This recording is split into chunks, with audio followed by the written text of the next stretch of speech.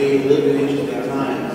And for those who work in the utility field or with the utility business, here you have a situation that a regulated model that's worked well for over 100 years. Has really been very stable, both in terms of the finance and the delivery of the service, in terms of the provision of the benefits, and the certainty of the cost. He's certainly been thrown by both technology and other changes, from the advent of shale gas to the regulatory stalemates to the simple disruptive types of financing instruments that we talked about earlier.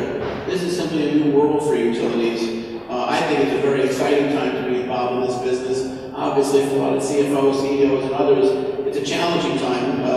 Obviously, certainty makes things easier for business. But there are great opportunities here. We have a panel of people whose job it is to help you seize those opportunities. I'm going to introduce the panel and then let them introduce themselves. Tom Bucher is a lead associate at Booz Hamilton's energy practice, where he provides strategic and consulting services to both utilities, and very interestingly works with the Department of Energy. Do not get Tom mad at me. He has his own fleet of drones.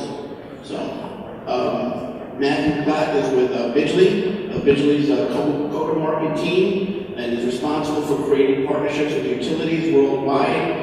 If anybody's ever worked with utilities, you know how difficult it is to get in the door and to get them to trust you, or regulated to trust you. So you realize that Matt is someone who's pretty special in terms of what he does.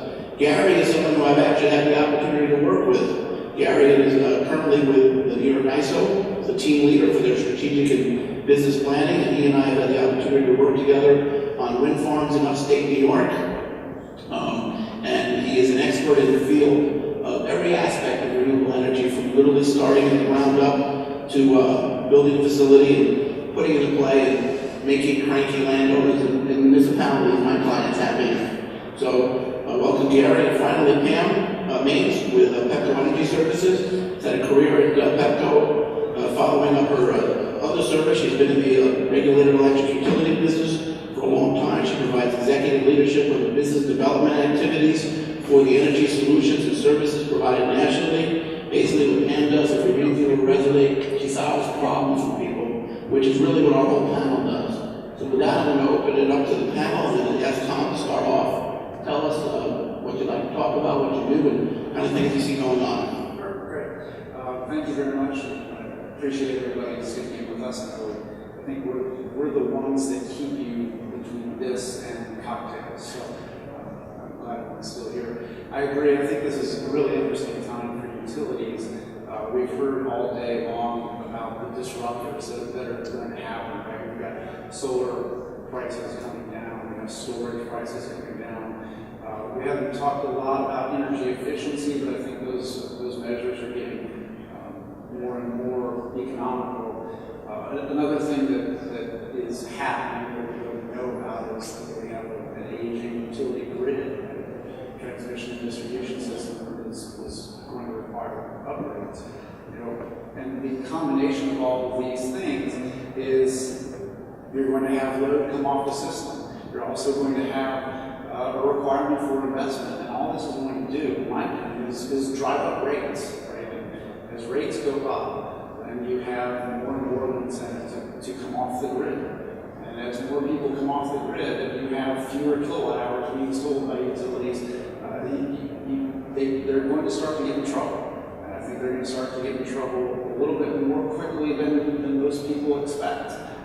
We've seen a lot of studies about what's the investment required in transmission distribution. You've seen studies that say, what will the erosion flow do to utilities? I haven't seen a study yet that brings all of these together and says that all of these are going to happen at the same time. And I think they're going to happen quickly. Another thing that's happening is that we have new entrants coming into the market. Tesla wants to build a battery that can go on residential walls, 7 inches thick in the residential system. You see Apple get into the game, you see Google get into the game, and all of these new disruptors, I think, are going to cause trouble for utilities. And the other piece of this is that utilities are going to continue to be looked at to keep the lights on. They're still going to be responsible. And you're going to have a situation where the people who can afford to get off the grid as rates go up, those people who can afford to will get off, and those people who can't afford to can't. And I think that in this interim period of disruption, as we go into whatever the new utility business model is, I think we're going to have some significant social issues and societal issues that we're going to have to deal with. And how do you maintain a power system for the people who can't necessarily afford to shoulder the whole burden? So, with that, I'm excited to hear how you guys answer the question. Well, I made the living by selling software to utilities, which I do not recommend as a line of work for anyone who does not have a reasonable degree of patience.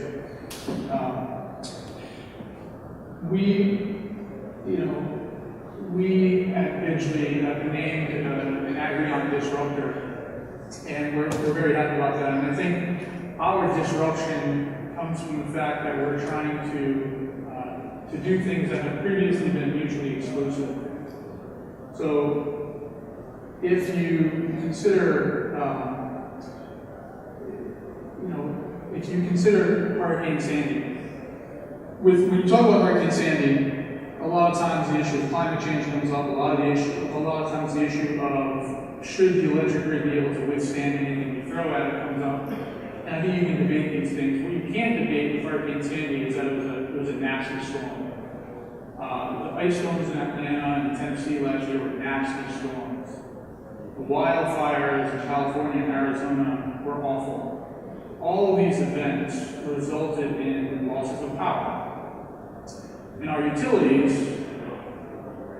were working in dangerous conditions to restore not just power, but literally hope to the communities that were affected. I can't think of anyone who works harder for a per day cost equal to what I paid for a cup of coffee this morning. And yet, utilities have no brand equity. There's not a single utility whose brand makes the top 500 in terms of brand recognition in the United States. And so what we're trying to do, the things that have been mutually exclusive are, we're trying to help utilities fix their brand problem. It was okay to not have a great brand when you had a monopoly. It is certainly not okay to have no brand in an era of distributed generation, declining load growth, energy storage. And so we are trying to fix the utility brand problem at the same time that we're trying to improve the financial health of utilities, at the same time that we're trying to help consumers save not 2 or 3% on their electric bill, but 6% or 8% on their electric bill, which is what we've been able to do so far. And the disruption comes in two ways from our company. The first is from the technology, which is called energy disaggregation. Real simply, it means we have the ability to analyze energy data and understand how consumers are using appliances in their home, and therefore how they're wasting energy in their home. We literally can tell you, this home has a single speed pool pump. It should absolutely have a variable speed pool pump because that would save $500 a year. This home's refrigerator uses 1,300 kWh per year, and an Energy Star refrigerator uses 550. So target that customer for a refrigerator rebate program. And the second way that we have a disruptive idea here is our business model. We call it the energy marketplace. And the statistic is that for every dollar that a consumer spends on energy in a year, on average across the U.S., it's about $1,000 per house. That same consumer spends another dollar on a piece of equipment very directly related to the consumption of energy. And so, boilers, air conditioners, hot water heaters, there's another $1,000 per year. None of this money gets spent through the utility. We're changing that by providing utilities with an energy portal and having them essentially market energy efficient boilers, energy efficient heaters, smart thermostats to consumers who are great fits for these. And by doing so, you kind of take some of the commerce out of Google, take some of the commerce out of Amazon, and you end up allowing utilities to market and sell to their customers distributed generation, electric vehicles, smart thermostats, and therefore doing those two things, helping the utility fix their brand, connect to their customers, drive energy efficiency, and improve the financial well-being of utilities. So I hope our next disruption becomes successful is to reduce the sales cycle. Thanks. I'm with the New York ISO, and we are to some extent, I guess, in keeping with the theme of this panel being the next generation utility. New York ISO is to some extent a product of the last time the policymakers wanted to create the next generation utility. So we're a product of restructuring in the 1990s, where utilities were divested of the generation assets. And this entity was created from the New York Power Pool called the New York ISO, with the responsibility really of operating the bulk power system, administering the markets. So in that sense, I've heard the reference earlier today of the air traffic controllers. In that sense, we're the air traffic controllers for the bulk power system. We're operating 300 plus generators, not operating so much as dispatching and directing to dispatch up or down in response to changing load or demand on the grid.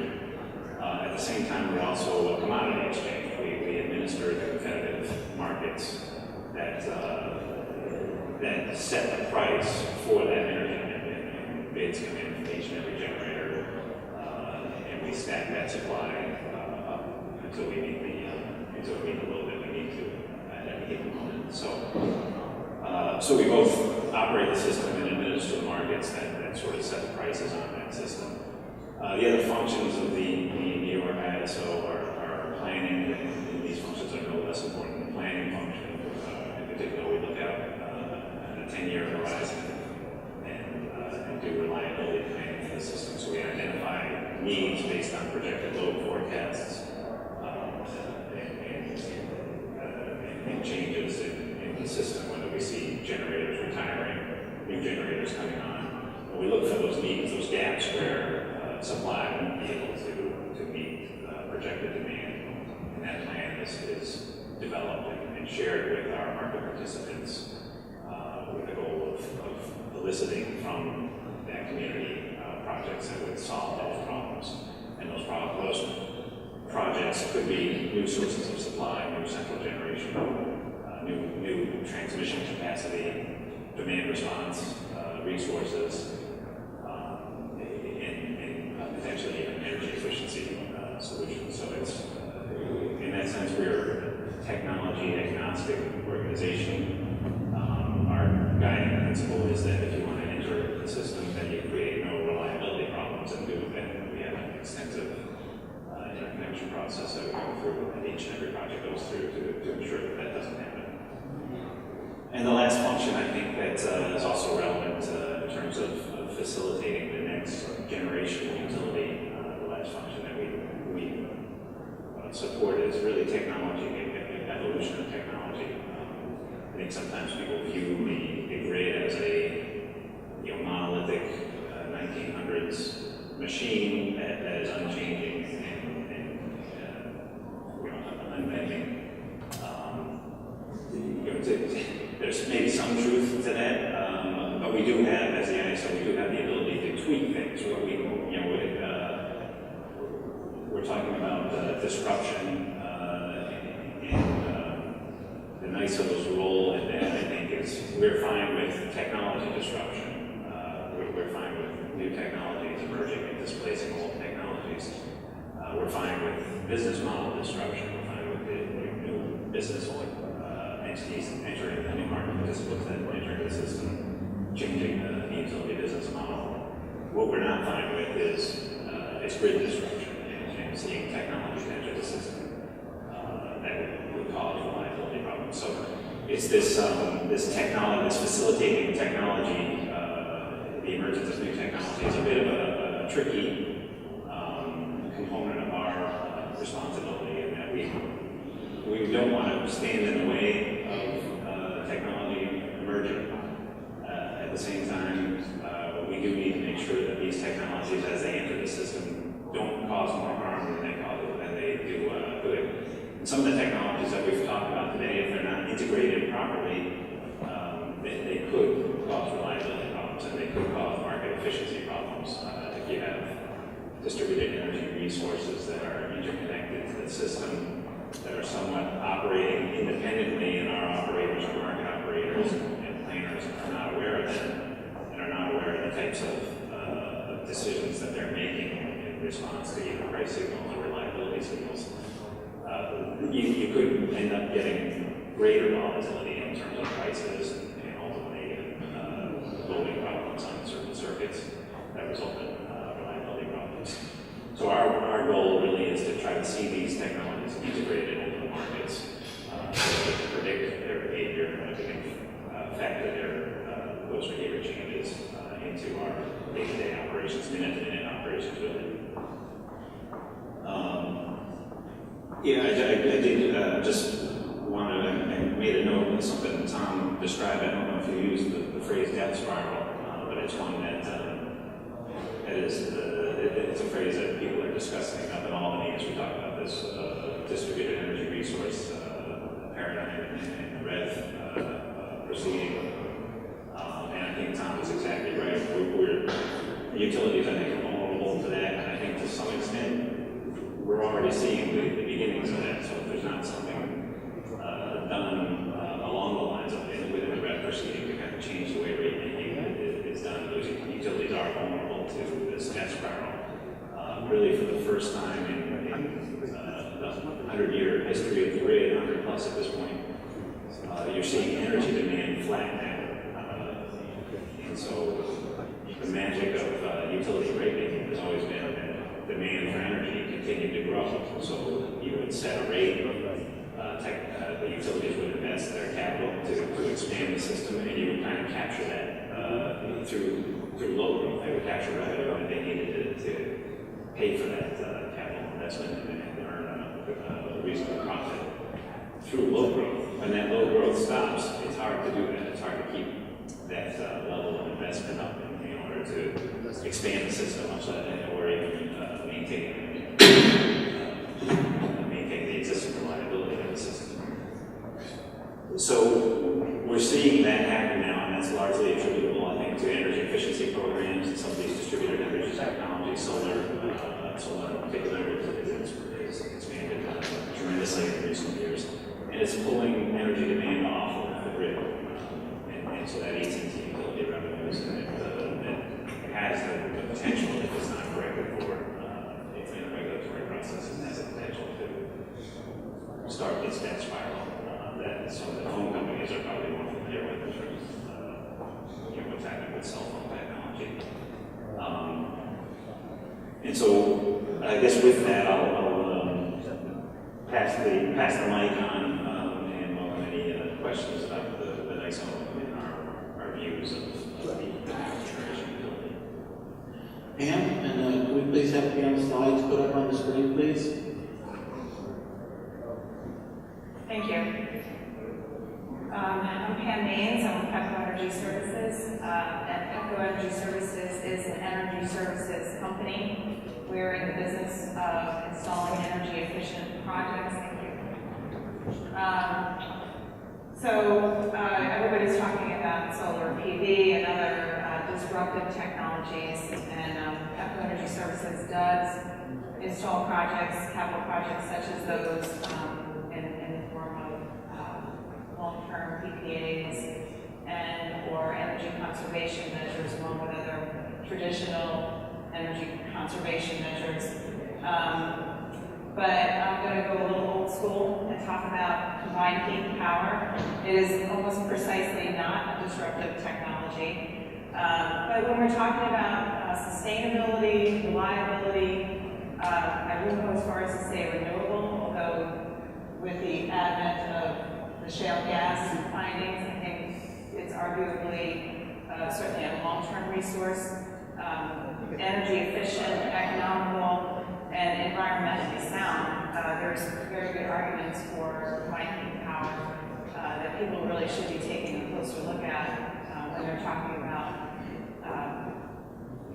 looking to improve energy efficiency or even take a look at new projects. So I have two case studies that I brought with me today to talk a little bit about two different approaches on how to make decisions around combined heat power. One being a case study at the National Institutes of Health, long-time facility there, aging infrastructure, significant chilled water and steam requirements there, but obviously federal facility requiring a good amount of sustainability needs and reliability. Certainly reliability is their prime directive. We did install a 23 megawatt combustion turbine there to support their 1,000 pounds per hour. Steam requirements is dual fuel capability. It runs primarily on natural gas.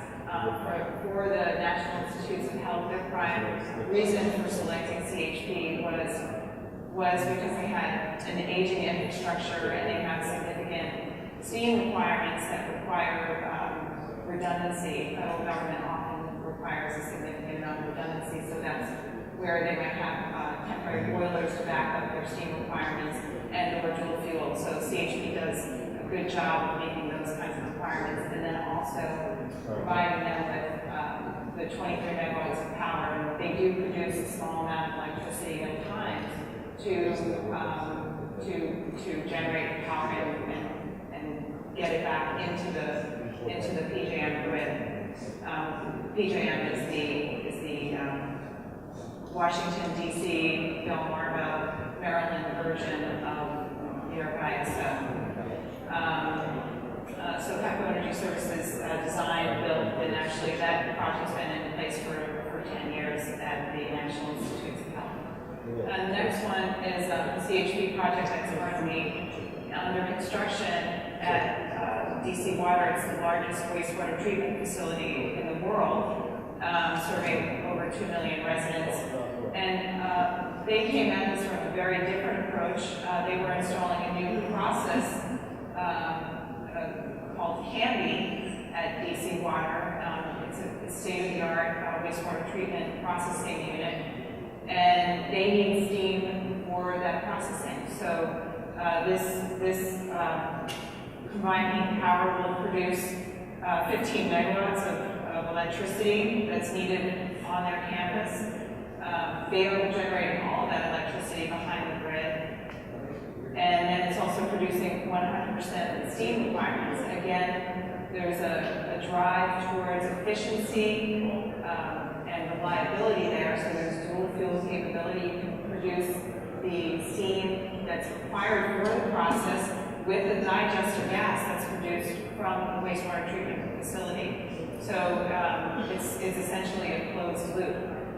Just to give you kind of a snapshot of that, this is a traditional wastewater treatment facility with the new processing plant in a segment of the wastewater treatment facility producing digester gas, which is the feed fuel for the combined heat power, which produces steam and gives it back to the Canby process. So very, very good efficiency there, and without CHP, they couldn't have produced steam for their processing in the Canby system. So I just think that people ought to take another look at combined heat power as a potential solution. It's not as sexy as PV or wind power at the moment, although those technologies do have a very good place in the sustainable economy. But CHP is sound technology that provides excellent and long-term benefits. I'm sure the financial people will think that anything that's that solid and certain saves money is very sensitive. Right. When we're talking about disruptive technologies, one of the things that's very interesting to people is the whole concept of storage. Some have called it the holy grail of renewable energy.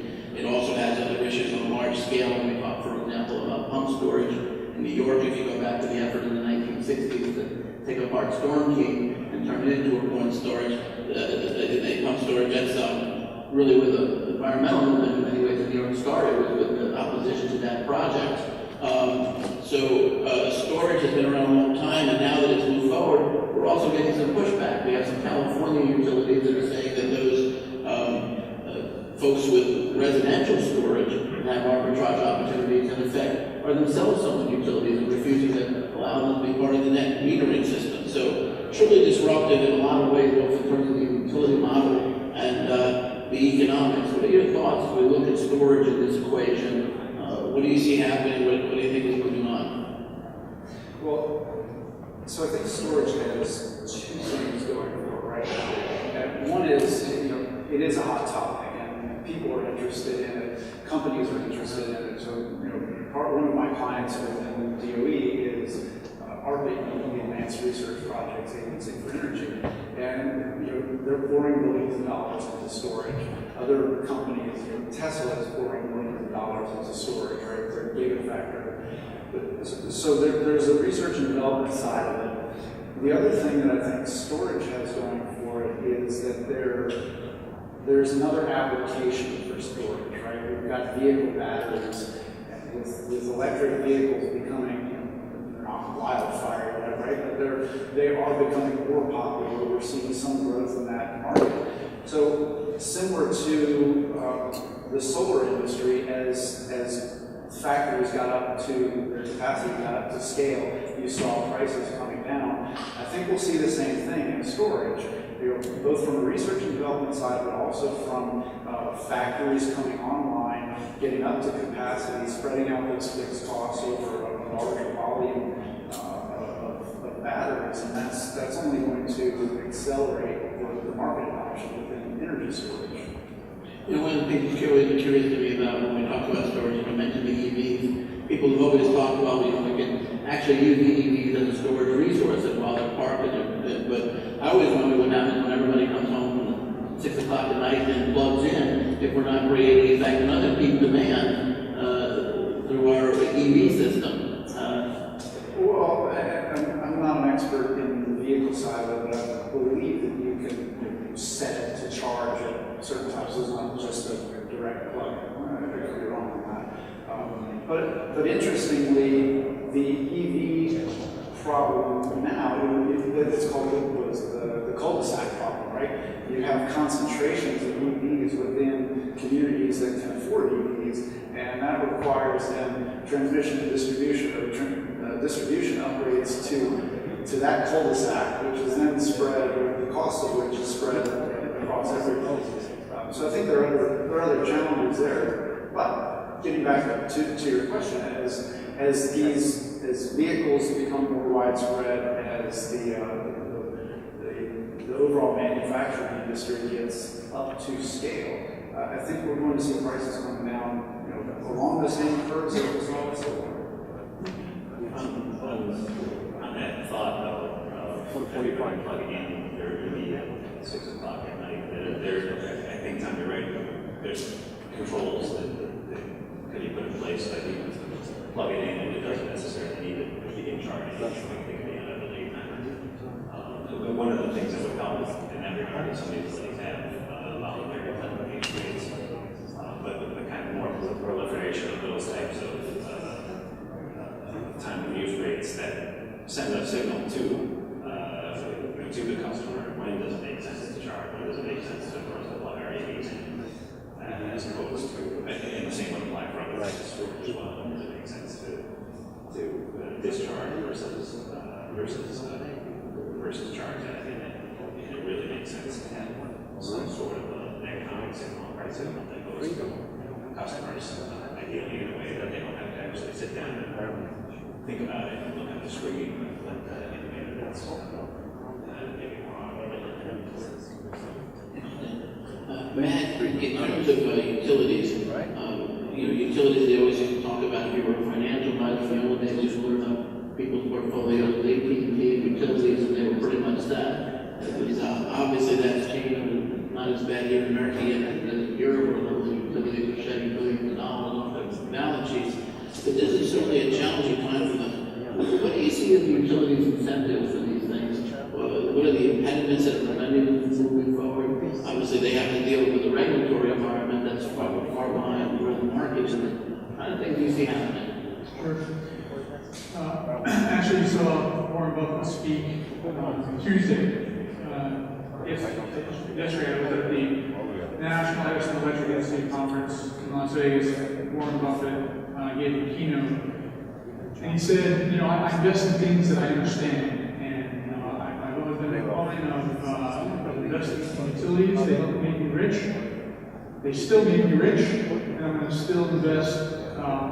There's much more investment in utilities to come from. So, far be it for me to question Warren Buffett's investment theses. And I think in the old days, sort of the old paradigm was, utilities didn't invest in energy efficiency unless there was decoupling. I think California was the first state to decouple. This was 40 years ago. And now you've got about half of the states that have formal decoupling processes. That's starting to change, and I think utilities are starting to see that they should and they need to invest in energy efficiency, not only because it's the right thing to do, but because it's actually good for their bottom line. And again, if a customer has a choice of do I stay with my utility or do I go quote unquote off grid, that customer is much more likely to stay with the utility if he likes the utility. This is no different than any other business, right? I'm more likely to buy from you if I like you. And utilities are now viewing themselves like a bank. They're viewing themselves like a telecom provider, like AT&T or Verizon. They understand that they are competitive, and they're starting to offer value-added products and services that make them act like they're competitive. And there's real opportunity in here for them to turn the death spiral on its head and sort of benefit from these new changes. But I believe that you will see utilities become involved in and profit from distributed generation and other things that are potentially being stressed. And I just to follow on what Matt had said, Pepco Energy Services is a affiliate with Pepco Utility. So I do have some familiarity with this question, being that utilities embrace energy efficiency and capital investment in sustainability. Pepco happens to be primarily a transmission company.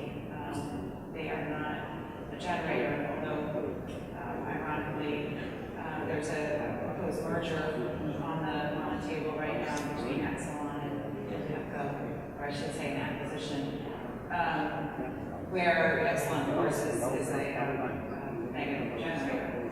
So, as far as a transmission company goes, their prime interest is making investments in transmission and trying to preserve as much capacity on their transmission system as possible. So they go out to their rate base and encourage investment in energy efficiency through demand response programs and incentives in projects that ESCOs support.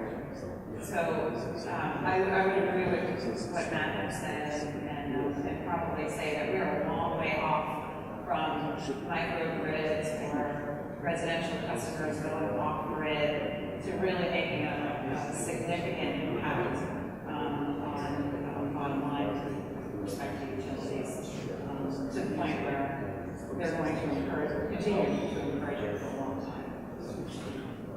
Gary, you're talking about changes, and you mentioned that one of the things NISO does as part of its job is to plan out for 10 years, and particularly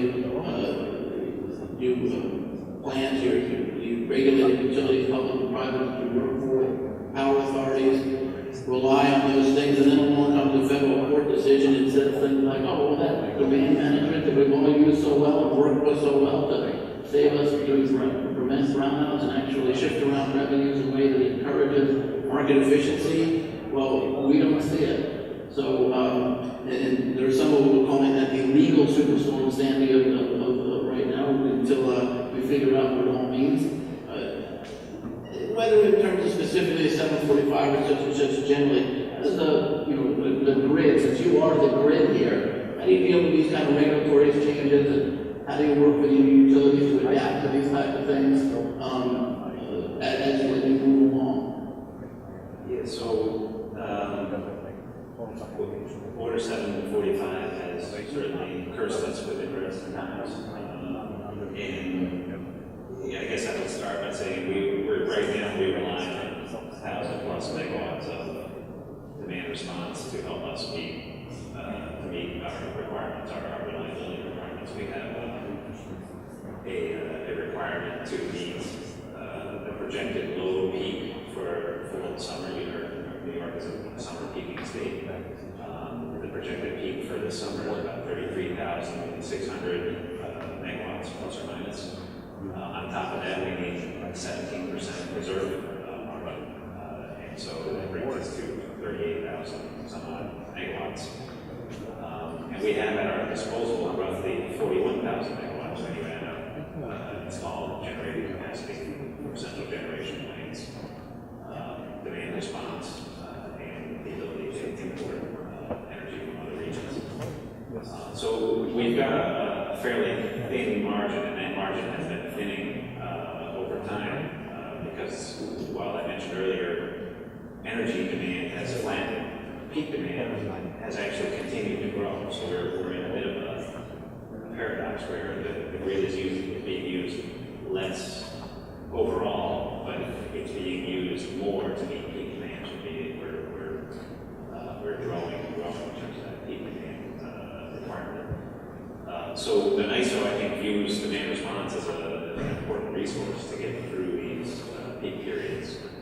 I think 745 we're looking at right now as a decision specific to 745.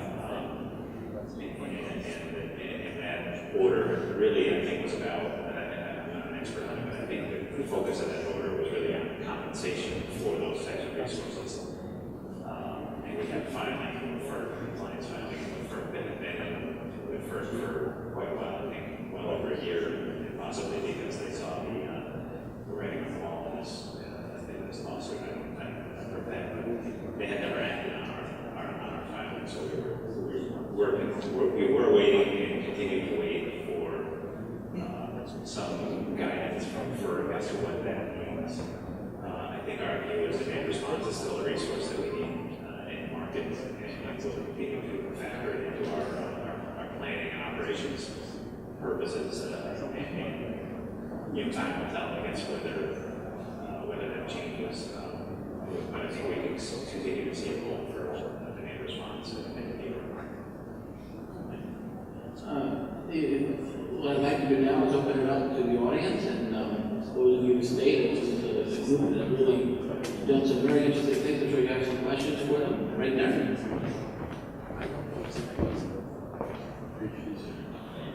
Hello,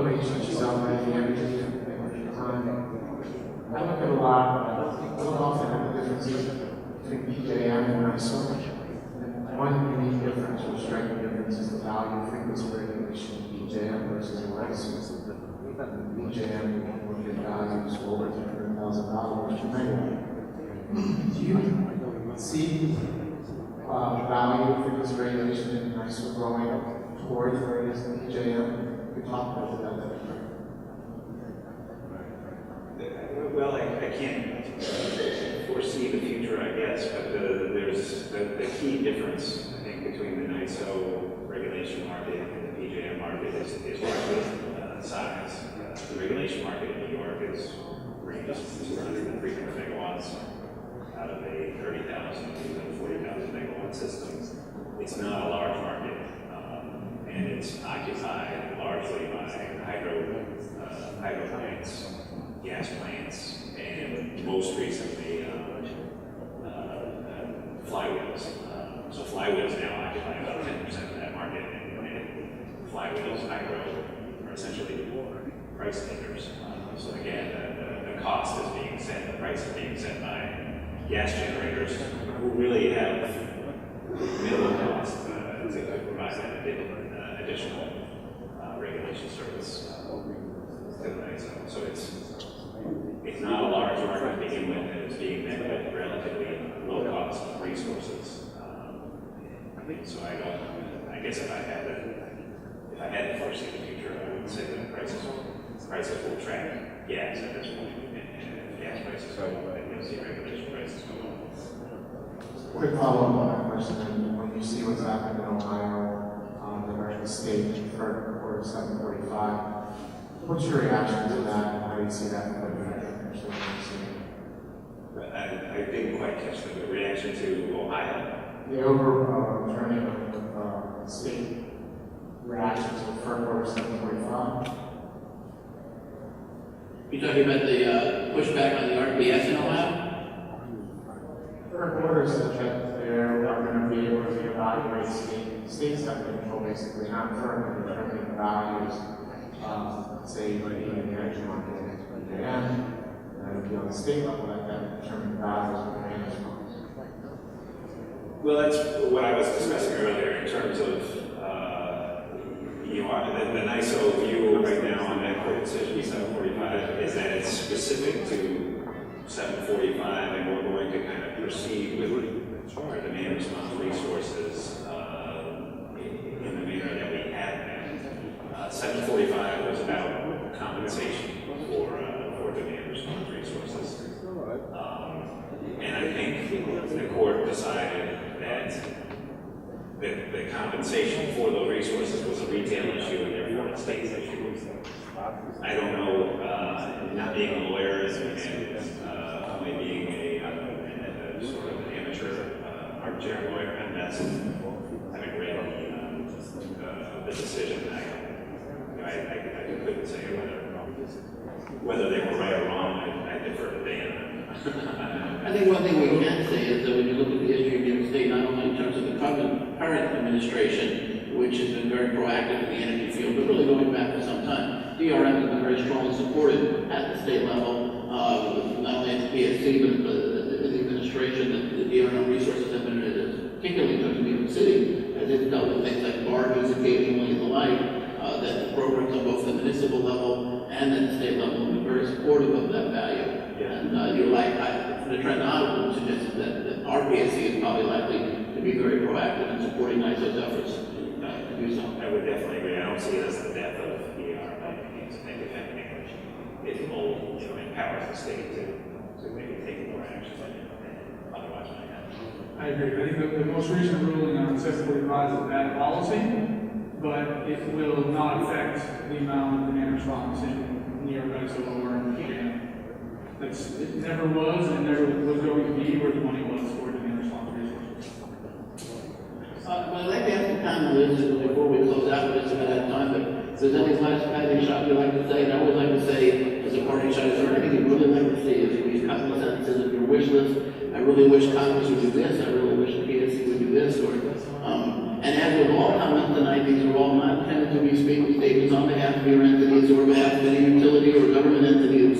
It's a free shot, but anything you'd like to see as a trend, that will start with Tom, is there anything you'd like to see? Yeah, I think I'd really like to see reform is the wrong word, but sort of a comprehensive reform. We need to bring regulators with utilities, with industry players, with new entrants to almost in a convening fashion to the table to really understand what's going to happen as we go forward. We're going to have new entrants coming. We're going to see new technologies come in at lower price points. It is going to cause some sort of problem, right? And we have to have an overarching regulatory regime, if you will, that protects our way of life. at some level, right? We're going to have to have a more comprehensive strategy to tackle the problem. Matt? There's two things. The first is pro-utility in the short term, pro-consumer in the long term, and the second is the opposite. Rates need to change to reflect the fact that they're no longer based on kWh. Most of our rates are designed from a kWh perspective, and with people going off grid, they need to take into account the full cost to serve. And so that's number one. And number two is data access. So, long story short, the customers should have and own their energy data. California and Texas have almost nothing in common except for that they are the only two states that have given customers full access to their data, and other states can follow that lead. Thank you. Right. I think along the lines of what Tom talked about, I guess I'd like to see kind of a longer term view coming from policymakers. It seems like policymakers like to react to events. Sometimes those reactions are good, sometimes they're not. But it would be nice to have sort of a long-term comprehensive policy laid out that provides markets with certainty, because really nothing stifles innovation and markets like uncertainty, whether it's uncertainty over revenue or uncertainty over access to production tax credits. I think what markets really would benefit from in the long run is just a comprehensive policy that's put in place and to some extent left alone. It always needs to be tweaked a little bit as things evolve. But it seems like we move from event to event and kind of take jerky actions one way or another. Yeah, there's a technology out there that doesn't require regulatory incentive. It has an interconnection framework. It's reliable, secure, environmentally sound, and it actually has some other benefits like improved power quality, which is combined heat and power. So I'm trying to sell you all on why. And a number of my clients I know are about to see the light, and it is actually interesting to look at the trend. It is my own personal trend is along the lines of things I like to try to do the system that is more FERC-centric. Maybe no offense to the states, but I think we're in a situation where the balkanization of the power is really starting to cause us issues with the electric grid. I want to thank the panel not only for their efforts today, but really looking at these four individuals are doing in terms of what do these is going to answer the question earlier, who's going to keep the lights on. Thinking about these four individuals that are on the edge and making sure that happens, not only building facilities, policy,